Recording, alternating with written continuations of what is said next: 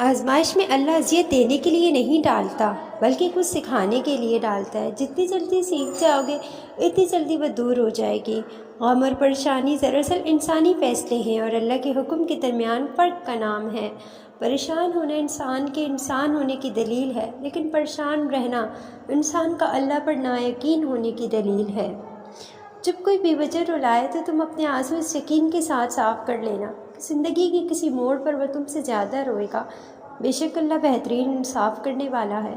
صبر والے سکون میں رہتے ہیں کیونکہ انہیں معلوم ہوتا ہے اللہ بہتر کرے گا۔